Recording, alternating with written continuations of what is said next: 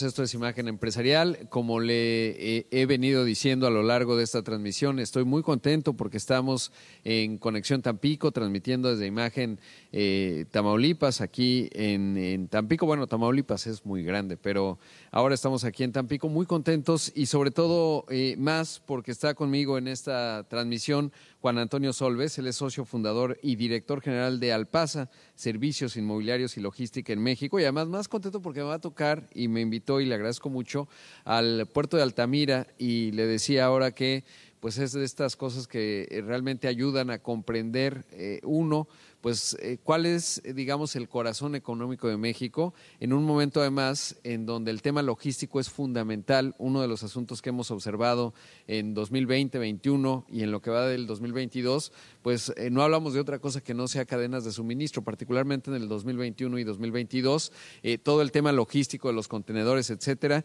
Pero bueno, Juan Antonio, muchas gracias por estar aquí. Muchas gracias, Rodrigo. Buenos días a ti y a todo tu auditorio. Bienvenidos al sur de Tamaulipas. Encantado, y la verdad es que una región, un estado que en general tiene un enorme potencial, y el sur de Tamaulipas en particular.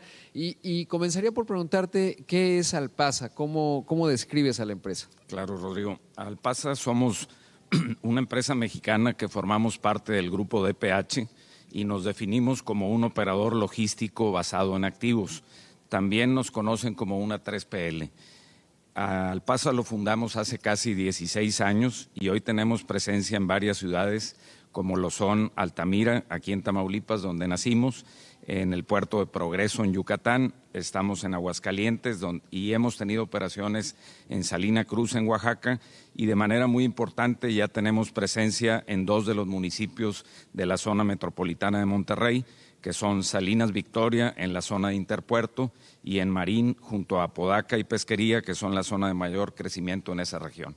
Sí, que es realmente interesante lo que ha ocurrido en Pesquería. Me ha tocado ver, obviamente está el tema de Kia, pero Ternium, ¿no? Tiene una planta espectacular, realmente extraordinaria, y supongo que está vinculado a ello. ¿Cuáles son las líneas de negocio? Sí, en Alpasa tenemos 6 principales líneas de negocio. La primera de ellas es el almacenamiento, tanto en los 65,000 metros de cuadrados de bodegas como en 1 millón de metros cuadrados de patio a cielo abierto.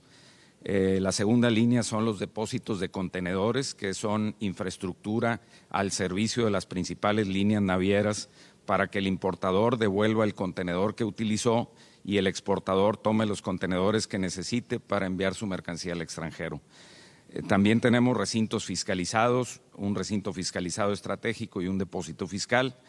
En la cuarta línea de negocios está dedicada a la industria automotriz. Tenemos un cross-dock automotriz, tenemos operaciones in-plant, así como un estacionamiento de vehículo terminado de exportación. En Altamira se exportan en promedio 1,000 vehículos diariamente. También hacemos proyectos Build to Suit, en donde construimos de acuerdo a las necesidades del cliente e igualmente lo operamos si nos lo solicitan. Y por último, el transporte y servicios logísticos, es decir, la consolidación, desconsolidación, trasvase, ensacado, etiquetado y pesaje de mercancía. Hombre, pues enorme. Y por ejemplo, ahora que mencionabas, bueno, 2 asuntos que llaman mi atención. Obviamente el tema de los contenedores, que estaban de moda hace un año. El contenedor era lo que todo el mundo estaba buscando, porque con la pandemia y por favor ayúdame a agudizar, digamos, esa visión, pero básicamente lo que ocasionó, digamos, la pandemia es que se llevaron pues a través de contenedores suministros para atender la crisis, sobre todo de China, y acabaron en lugares que tradicionalmente no tenían tanto intercambio, y de repente había contenedores que quedaron en algunos lugares y ya no regresaban, porque el negocio es esto que mencionabas, ¿no? Tú traes el contenedor, importas una mercancía a México, por ejemplo, la traes, luego la exportas y bueno, pues se va dando este movimiento natural en los principales puntos de contacto. Es correcto, y toda esa situación que tú describes se tradujo en incrementos importantes en las tarifas de los fletes marítimos. Por mencionar un ejemplo, un flete de Asia a América que solía costar $2,500, llegó a costar $12,500 por contenedor.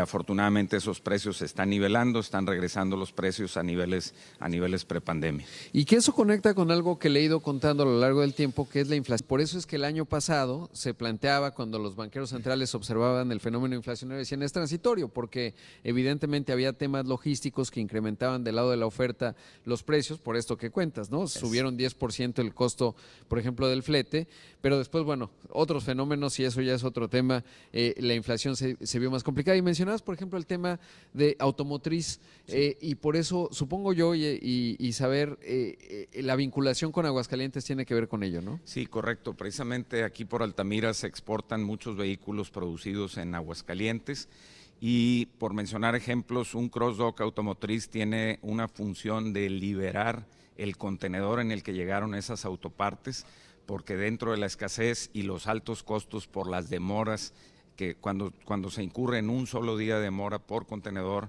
estás hablando de alrededor de los 180 a $200 por día, y eso traducido en miles de contenedores es muchísimo dinero, y ahí es donde las soluciones logísticas aportan para disminuir o aumentar la eficiencia en la cadena de suministro. Claro, y además, por ejemplo, para las automotrices, eso es el famoso just in time, ¿no? O sea, no solo es el costo del contenedor que nos describes por cada uno de ellos, que es una cifra enorme, pero además para las empresas se vuelve vital, porque no sé de varios casos de muchas automotrices que de repente tenían coches varados porque no llegaban las piezas y por una piecita de $40 no pueden mover un inventario de vehículos importantes. Ese es un tema muy interesante porque el just in time que reinó durante 4 o 5 décadas, ante una circunstancia como la del COVID, se puso en duda y aumentaron la decisión de inventariarse y de mantener márgenes de protección, porque el just in time los tenía en una situación comprometida ante algo inesperado como fue el COVID. Claro, y hoy México, y me gustaría saber tu visión en términos de los proyectos. Bueno, primero saber el conjunto de mercancías que manejan, ya nos hacías una descripción amplia, es muy vasto, digamos, la operación que tienen ustedes en Alpasa, pero también entender cómo se está dando el momento México, particularmente en esta reorientación de las cadenas de suministro. Sí, eso es muy, muy importante, Rodrigo. Nosotros vemos que el nearshoring trae oportunidades muy importantes. Hay muchas empresas, el mundo posiblemente está desglobalizando y yendo hacia una regionalización, y México, y en particular el noreste mexicano, es una región ganadora, pues ofrece muchas oportunidades.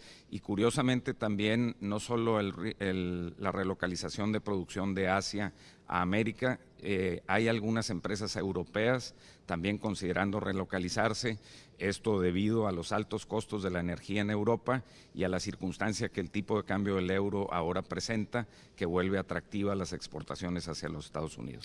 Qué interesante esto que mencionas, porque además pues allá están enfrentando un escenario de alta inflación vinculado a los precios de los energéticos, o sea, el gas, que es una parte fundamental de cualquier proceso productivo industrial, pues a ese precio se vuelve realmente carísimo y no parece que vaya a ser un tema que resuelvan en meses, va a ser un tema que va a tardar por lo menos, si bien nos va 1 año y medio, si bien nos va, estaban ellos en una transición hacia energías renovables y además, bueno, pues en México tenemos la enorme ventaja de tener un gas vinculado a la región más barata que está afortunadamente con Texas, estado con el que Tamaulipas evidentemente tiene una frontera, ductos que nos conectan y además, por si fuera poco, y eso es lo extraordinario de México, energías renovables, ¿no? Entonces, y digamos particularmente Tamaulipas y el sur de Tamaulipas con esta potencia logística fundamental. Ahora, ¿qué proyectos actualmente ustedes están impulsando en Alpasa considerando toda esta coyuntura? Precisamente nos mencionabas del tema del gas. Nosotros estamos iniciando nuestra participación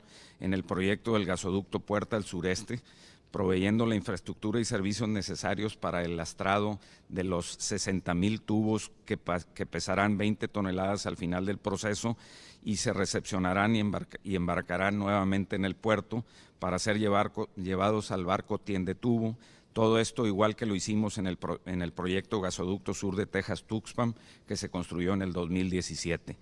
Hacia adentro de la compañía y en lo relacionado con el ASG, estamos llevando a cabo junto con el Tecnológico de Monterrey un proyecto de sustentabilidad que tiene como objetivo 1, medir nuestra huella de carbono; 2, determinar los indicadores clave a monitorear; y 3, establecer objetivos en el corto y mediano plazo para poder empatar a Alpasa con las metas que muchos de nuestros clientes se han trazado en materia de neutralidad de carbono y emisiones. Es decir, la industria automotriz a la que servimos se ha comprometido ante el mundo con bajas emisiones y nosotros nos tenemos que sumar a ello. Esto es Imagen Empresarial. Estoy transmitiendo esta mañana desde Tampico, Tamaulipas, en Conexión Imagen, pues una serie de actividades a lo largo de este día, y además mis colegas y amigos que también estarán por aquí, Pascal, Fernanda Familiar, Francisco Sea, y está esta mañana conmigo en esta transmisión, y le agradezco mucho, Juan Antonio Solves, socio fundador y director general de Alpasa, que ya nos estaba contando, bueno, pues una compañía que está en el corazón de buena parte de la actividad de nuestro país, y sobre todo en muchas de las áreas en donde el potencial, bueno, ya es una realidad, no es potencial, es algo que ya está ocurriendo. Y bueno, antes de ir al corte, Juan Antonio, pues uno de los temas es que ya están a punto de inaugurar su recinto fiscal allá en Nuevo León. Y esto es clave, ¿no? Así es, Rodrigo. El 1 de enero iniciaremos operaciones de nuestro nuevo recinto fiscalizado estratégico en Nuevo León, que permitirá a la industria de ese estado hacer llegar sus importaciones que ingresan por Manzanillo, Lázaro Cárdenas, Altamira, Nuevo Laredo, etcétera. Dichas mercancías podrán permanecer hasta 60 meses, ser transformadas e inclusive retornadas al extranjero sin haber mediado el pago de los impuestos al comercio exterior o el cumplimiento de restricciones no arancelarias. Claro que esto es clave, y el término correcto, y lo corregías sutilmente, es recinto fiscalizado, ¿no? El recinto fiscalizado estratégico. Los recintos fiscalizados ordinarios solo permiten 60 días, es decir, solo 2 meses sin haber pagado los impuestos, y luego hay que pagar los impuestos e internarlos al país, y esta figura es más lo que en otros países lo conocen como el inbound, meter mercancías a una zona libre y poder inclusive no solo almacenarlas, sino transformarlas, hacer algún proceso y retornar una parte o el total de las mercancías al extranjero sin haber tenido que desembolsar los impuestos o haber cumplido con restricciones no arancelarias. Claro, y ahí el tiempo es fundamental, ¿no? Porque en este caso el de ustedes pues es un horizonte de tiempo mucho más amplio. Exacto, hasta 5 años puede permanecer la mercancía bajo este régimen. Qué importante. Ahora, ¿qué decir de la región sur de Tamaulipas? Ahora lo platicamos fuera del aire. Yo lo digo por todos lados, y es el enorme potencial que tiene Tamaulipas. Es un estado muy grande con muchas vocaciones, y en lo que toca al sur de Tamaulipas, pues hay una enorme oportunidad. Así es. El puerto de Altamira en particular es un eje sobre el que mucho del desarrollo de esta región sucede. El puerto de Altamira es un puerto artificial construido por el gobierno federal en 1985 en una reserva de terrenos aproximada de 10,000 hectáreas, diseñado para albergar industria, actividades logísticas y de servicio, así como terminales portuarias. Fue en el año del 95 cuando una importante modificación de ley permitió la inversión privada en las distintas actividades portuarias, y de aquel año a la fecha el volumen de carga ha evolucionado de 2 a 24 millones de toneladas de carga anuales de importación y exportación, con apenas un 20% de su capacidad instalada desarrollada. Qué interesante, y eso habla, con el 20% de la capacidad instalada, pues es realmente enorme, digamos, lo que todavía puede avanzar. ¿Qué regiones del país, digamos, atiende el puerto? Sí, principalmente al noreste de México, es decir, Nuevo León, Coahuila y Tamaulipas, pero también a San Luis Potosí, el Bajío, Aguascalientes, Querétaro e inclusive el estado de Jalisco, en todo aquello que comercia por el Atlántico. Próximamente, con la conclusión de la carretera Tuxpan-Tampico, se igualarán los tiempos de manejo entre el Valle de México y Veracruz con el Valle de México a la región de Tampico-Altamira.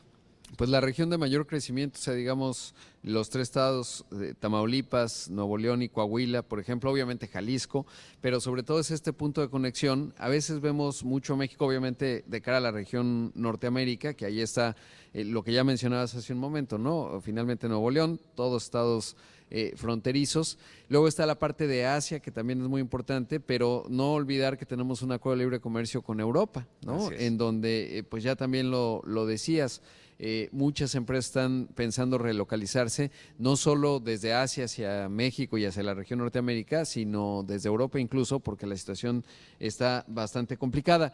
Y ello me lleva a preguntarte qué oportunidades se vislumbran. Precisamente en relación a lo que mencionas, consideramos que el nearshoring o la relocalización de las inversiones de Asia a Norteamérica pueden encontrar en el sur de Tamaulipas una excelente opción, dada su reserva territorial, generación y disponibilidad de energía eléctrica, mano de obra calificada y conectividad excelente. Adicionalmente, se está experimentando cuellos de botella en los cruces transfronterizos con los Estados Unidos, así como la baja disponibilidad de choferes del lado americano que le dan sentido a utilizar la vía marítima, saliendo por Altamira y llegar en corto plazo a la costa este de los Estados Unidos, que son el mayor centro de consumo de aquel país. Igualmente vislumbramos, y lo que también mencionabas, que de Europa podría relocalizarse producción a esta región de México, dado los altos costos de la energía en ese continente, así como un tipo de cambio del euro que favorece a exportar de Europa a América. Pues la verdad es que es realmente enorme el potencial. Yo de verdad últimamente he sido muy entusiasta, siempre lo soy, pero viendo datos sobre todo, no es un entusiasmo nada más por mi amor a México, sino porque veo objetivamente las condiciones de nuestro país. Ahora hace un momento platicaba con la analista de Bloomberg Economics con respecto a Brasil, que tiene todavía una pendiente por recorrer, un país enorme, evidentemente de mucho potencial, pero si vemos ya lo que ha avanzado México en sofisticación logística, en integración con la región Norteamérica, pero también con otras partes del mundo, y esta vocación que afortunadamente en su momento tuvimos, en el caso de Europa, según recuerdo, el Acuerdo de Libre Comercio empezó desde el 2000, pues prácticamente desde que empezó la Unión Europea como un ente, digamos, sofisticado, y que pues pocos países tienen esa capacidad bisagra, ¿no? Hay otros, por ejemplo, Turquía.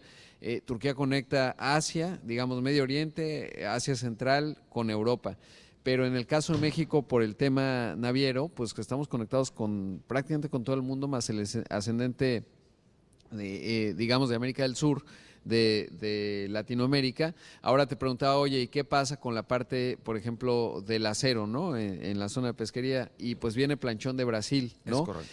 Y las capacidades que tenemos para desarrollar, porque además la estructura de costos, pues Brownsville o los puertos del Golfo en Estados Unidos, pues digamos, tienen una potencia económica enorme, pero México en la estructura de costos y en la potencia que tenemos en toda la manufactura que podemos llegar a desarrollar, pues es importantísimo. Así es, Rodrigo. Vemos muchas oportunidades y pedimos a todas las empresas y cadenas de administradores de cadenas de suministro que consideren a Altamira, al sur de Tamaulipas, como una alternativa por todas las bondades que hemos platicado. Claro, y ya nada más una última cosa que mencionar es el tema de la seguridad, ¿no? Que yo siempre lo digo también en las encuestas del INEGI, se llama ENSU, la encuesta de percepción de seguridad, en donde van y le preguntan a las personas, oiga, ¿cómo se siente donde vive? ¿No? Y hay lugares, desafortunadamente, donde el 95% de las personas dicen, pues no, muy inseguro. En el caso de Tampico es realmente sorprendente la trayectoria que han tenido gracias a la participación que han tenido el sector privado en las mesas de seguridad, y que creo que es un buen ejemplo para otras regiones del país que de repente se sienten ahogadas. Me ha tocado estar en ciertas zonas, por ejemplo, del estado de Guanajuato, que es un estado también muy potente, con muchas vocaciones, pero que el tema de la seguridad le está pegando fuerte y a veces no se ve el horizonte, ¿no? Y ustedes pues son un buen ejemplo, digamos, de cómo se puede resolver el tema con un involucramiento social del sector privado, con las autoridades, etcétera. Afortunadamente hubo un cambio importantísimo en ese tema de la inseguridad. Felicitamos a mucha gente que participó, no solo ciudadanos, sino también las autoridades de los 3 niveles de gobierno que se involucraron para buscar soluciones al problema, y como comunidad nos debemos de felicitar también y mantener este esfuerzo. Es algo que no se puede soltar, y en ese sentido creemos que es una condición inicial, y de ahí pasar a lo que hoy estamos platicando, promoción e inversión, y detrás de ello vendrán muchas cosas buenas. Muchas cosas buenas. Pues realmente te agradezco mucho, Juan Antonio Solves, socio fundador y director general de Alpasa. Ya en un momento además me va a tocar atestiguar buena parte de lo que nos has contado, y la verdad es que tengo mucha expectativa de ello. Muchas gracias y enhorabuena. Felicidades de verdad por lo que han construido. A ti, Rodrigo, muchas gracias, y a todo tu auditorio, felicidades. Muchas gracias. Gracias.